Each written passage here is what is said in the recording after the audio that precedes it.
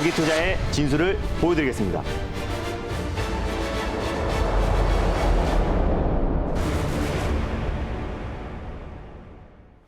김준호의 달릴까 말까. 안녕하세요. 아나운서 정수지입니다. 반갑습니다. MBN골드 김준호 매니저입니다. 네, 정부에서 네옴시티 수주전을 본격적으로 지원하겠다라는 소식이 나오면서 네옴시티 수주전에서 최대 수혜주로 볼 수 있는 히림 매니저님이 소개를 해주셨는데 현재 15%의 수익률을 달성하면서 오늘 시장에서도 강세를 보이고 있습니다. 네, 히림 같은 경우도 이제 8월 10일 날 이제 트렌드 선점 전략으로 이제 네옴시티 관련 종목들은 시장에서 이제 부각을 받을 수밖에 없고 또 10월 말이나 뭐 늦으면 11월 초에 이제 빈살만 사우디 왕세자가 이제 방한을 앞두고 있는 시점이기 때문에 날짜가 가까워지면 가까워질수록 네옴시티 1,300조 수주에 대한 기대감이 높아질 수밖에 없다라고 말씀드렸습니다. 거기에 최대 수혜주로 부각될 수 있는 종목이 히림이다라고 설명드렸었고요. 일단 지금 전 세계 공항 설계 관련해서는 글로벌 2위 기술력을 가지고 있는 기업이라고 말씀드렸고 최근에 이제 가덕도 신공항 관련해서 기본 계획 수립을 위해서 용역 착수가 됐다라는 소식이 나와주면서 덕신 하우징과 함께 가장 강하게 움직였던 종목이 바로 히림이고요. 윤석열 대통령이 이제 가덕도 신공항뿐만 아니라 8대 지방공항 모두 건설을 추진하겠다라고 발표했기 때문에 뭐 인천공항, 김포공항을 필두로 국내 대부분의 공항을 히림이 설계를 했기 때문에 앞으로 이제 공항 설계에 대한 수주가 계속해서 이어질 가능성이 높다라고 좀 보고 있고 또 카타르 이제 월드컵이 11월에 열리는데요. 카타르 월드컵 주경기장도 설계를 한 기업이 또 이제 히림이고 또 예전에 이제 카타르 도하 아시아 경기 때도 그때 경기장들을 설계한 기업이 바로 히림입니다. 그래서 네옴시티 관련된 최대 수혜주로도 좀 부각될 가능성이 굉장히 높은 종목이고요. 오늘 좀 시세가 분출됐는데 직전 고점 라인대를 좀 강력하게 돌파를 해줬습니다. 그래서 약간의 차익 매물이 출회되고 있지만 익절 라인대를 좀 설정해 드리겠고요. 다시 한번 2차 목표가를 말씀드리도록 하겠습니다. 익절가는 현재 10,000원대에 위치해 있는데 9,500원 라인대를 익절가로 잡고 대응하셨으면 좋겠고요. 2차 목표가는 11,000원을 설정해 드리도록 하겠습니다. 수익 축하드립니다. 네, 수익 축하드립니다. 히림은 익절가 9,500원 제시해 주셨습니다. 그러면 두 번째 종목 리뷰도 도와드리도록 하겠습니다. 자동차 부품 관련주로 SL을 소개를 해주셨는데요. 네. 8월 25일에 편입 후 역시 15%의 수익률을 달성을 했습니다. 단기적 이슈가 지난 뒤에 계속해서 맞습니다. 상승 랠리를 보이고 있죠. 딱 요날 이제 미성년자 고용 관련해서 급락에 나왔을 때 말씀을 드렸었는데 오히려 이제 업황과 상관없는 악재는 단기 악재에 불과하다. 그래서 앞으로 이제 자동차 부품 섹터는 인플레이션 감축법 관련해서 최대 피해 업종이라 불리지만 오히려 전 좋다. 더 수혜주로 부각될 가능성이 높고 또 현대차 또 일본에서도 계속해서 지금 미국에 투자를 확대하고 있고 또 정부와 또 정의선 현대차 그룹 회장도 미국에게 지금 이제 보조금 혜택 관련해서 계속 요청을 하고 있는 상태이기 때문에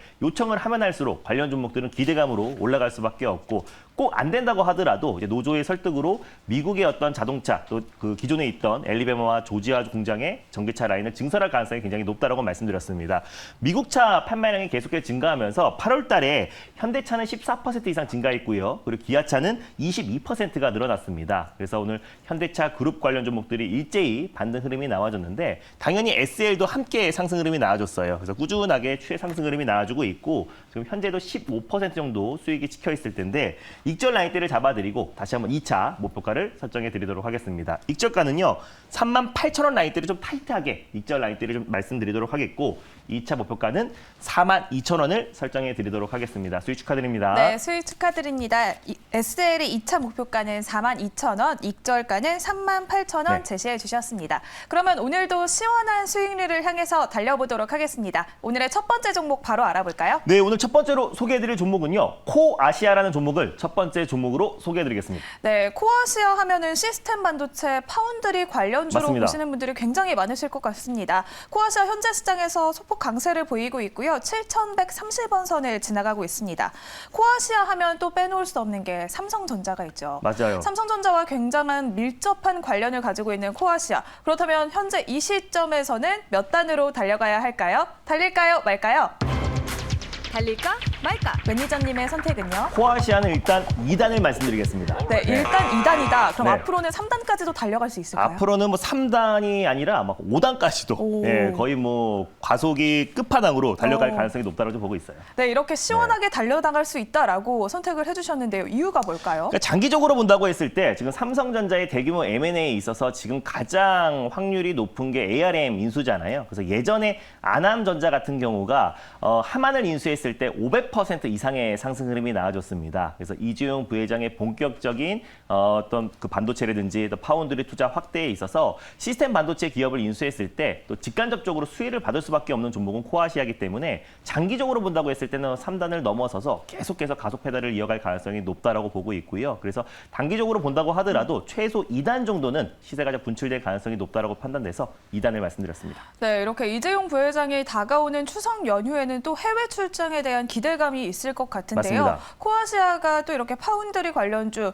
자율주행과 또 전자담배 관련주까지로도 분리가 되더라고요. 네. 어떤 체크 포인트들이 있을까요? 네, 일단 뭐 코아시아 같은 경우는 이제 삼성전자의 25년 공식 파트너사입니다. 그래서 삼성전자의 어떤 파운드리 투자 확대에 직간접적으로 수혜를 받을 수밖에 없는 종목인데 반도체 소자 제조업체 또 그리고 시스템 반도체, 뭐 LED, IT 부품, 또 카메라 모듈을 또 삼성전자에 이제 공급하고 있는 기업이에요.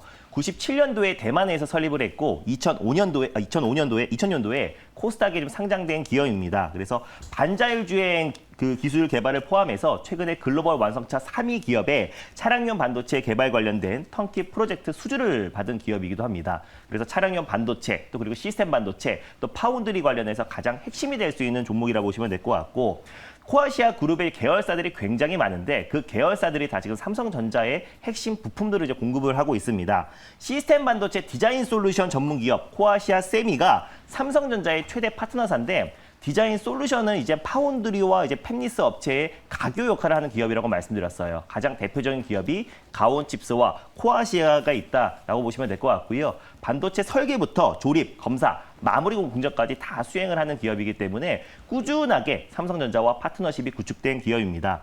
그리고 이제 코아시아 넥셀 같은 경우는 CPU, 메모리, 그래픽카드 모든 기능을 하나로 모은 시스템 온칩 엑시노스 개발에도 참여한 기업이 또 코아시아 자회사 코아시아 넥셀이 같이 참여를 했다라고 보시면 될 것 같고요. 그 밖에 이제 코아시아 계열사, 뭐 코아시아 CMB나 코아시아 옵틱스, 코아시아 이츠웹이나 여러 가지 계열사들이 즉 삼성전자의 IT 부품부터 메모리 반도체, 또 시스템 반도체 칩을 공급하고 있는 기업이라 보시면 될 것 같아요.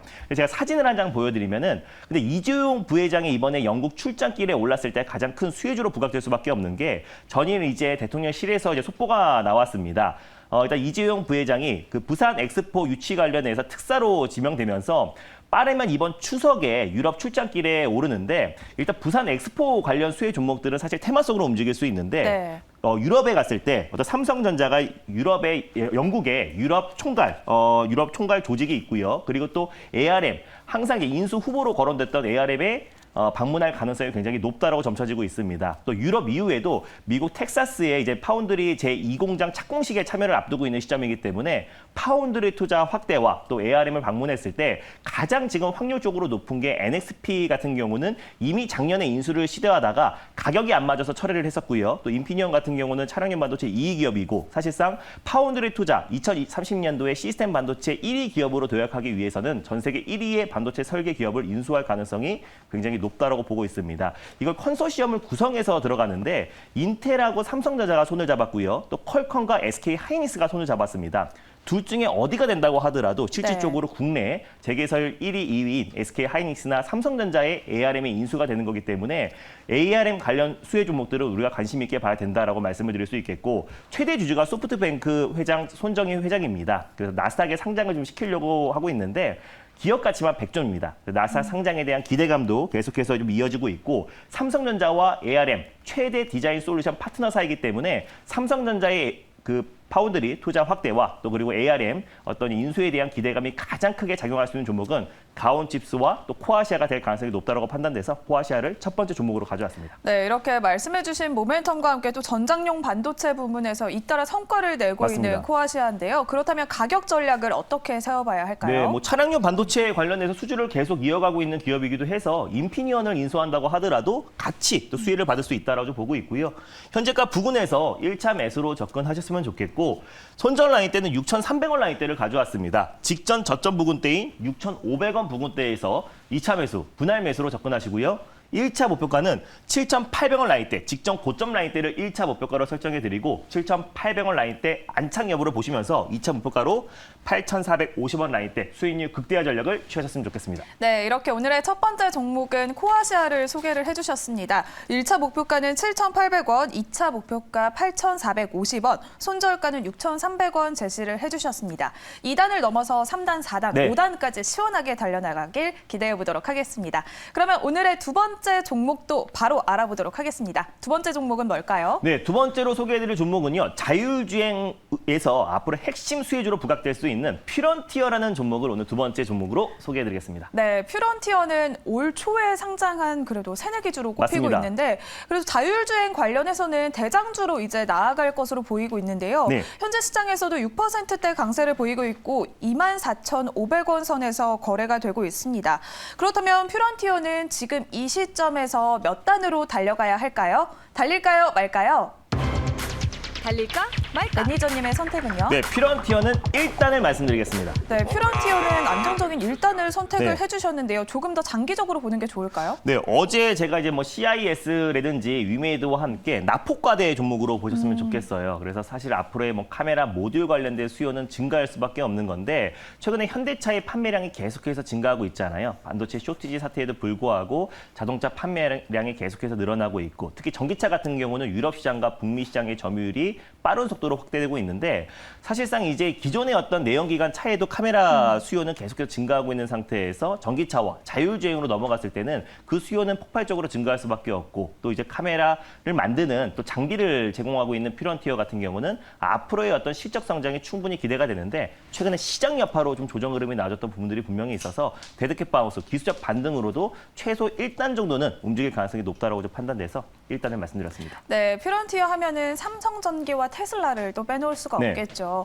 앞으로도 전장용 카메라 시장 성장에 대한 수혜는 앞으로 보장이 되어 있는 것 같은데요. 네. 퓨런티어의 체크 포인트들은 뭐가 있는지 짚어보도록 하겠습니다. 네, 일단 뭐 퓨런티어 같은 경우는 이제 카메라 모듈 관련된 자동화 장비 전문 기업이라 보시면 될 것 같습니다. 이제 카메라 모듈이라든지 자동차에 들어가는 각종 센서를 만드는 장비를 제조하는 기업이라 보시면 될 것 같은데 주요 고객사가 이제 삼성전기도 있고요. 뭐 삼성전자, 앱티브, 글로벌 완성차 업체들에게 이 장비를 이제 공급하고 있는 기업입니다.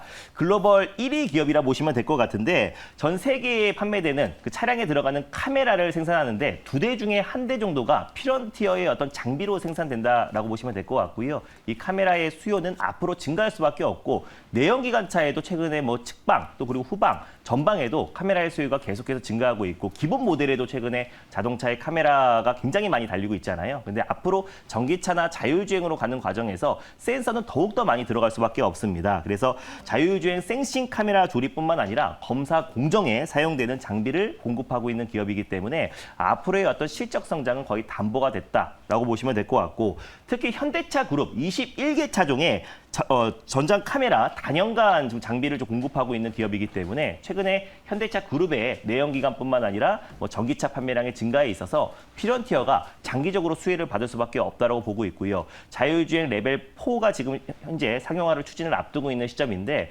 완전 자율주행으로 가는 과정에서 퓨런티어의 카메라 모듈 또 센싱 장비는 계속해서 증가할 수밖에 없고 특히 라이다 관련된 독점적인 기술력을 가지고 있는 기업이기 때문에 퓨런티어를 두 번째 종목으로 가져왔습니다. 네, 퓨런티어는 낙폭 과대주다라고 말씀을 네. 해주셨습니다. 그렇다면 목표가 어느 정도로 잡아볼까요? 네, 일단 뭐 퓨런티어 같은 경우는 낙폭 과대주, 가격적인 조정이 충분히 나와준 상태이기 때문에 현재가 부근에서 1차 매수로 접근하셨으면 좋겠고요. 손절 라인대는 25,000원 라인대를 가져왔습니다. 21,000원 부근대에서 2차 매수, 분할 매수로 접근하시고요. 1차 목표가는 25,500원, 돌파 시에 27,500원, 직전 고점을 2차 목표가로 설정해 드리도록 하겠습니다. 네, 알겠습니다. 오늘의 두 번째 종목은 퓨런티어를 소개를 해주셨습니다. 퓨런티어와 코아시아 시원하게 달려가길 기대해 보도록 할 텐데요. 또 아무래도 주말 사이에 또 이슈가 있고 다음 맞습니다. 주 시장은 어떻게 대비를 해야 할지 궁금하실 분들이 많으실 것 같아요. 네, 그러니까 오늘 밤에 이제 미국의 고용 보고서가 발표가 됩니다. 그래서 고용 보고서 발표하고 나서 시장 전략이 굉장히 중요할 것 같아요. 그래서 이번 주는 금요일이 아니라 일요일 저녁 8시에 다음 주 시장 전략에 대해서 자세하게 소개해드릴 예정이니까 푹 쉬시고 일요일 저녁 8시에 NBA 골드 사이트와 유튜브를 통해서 많은 참여 부탁드리겠습니다. 네, 일요일 저녁 8시 매니저님의 공개 방송 많은 참여 부탁드리도록 하겠습니다. 달릴까 말까는 다음 주 이 시간에 다시 돌아오도록 하겠습니다. 오늘도 성투하세요.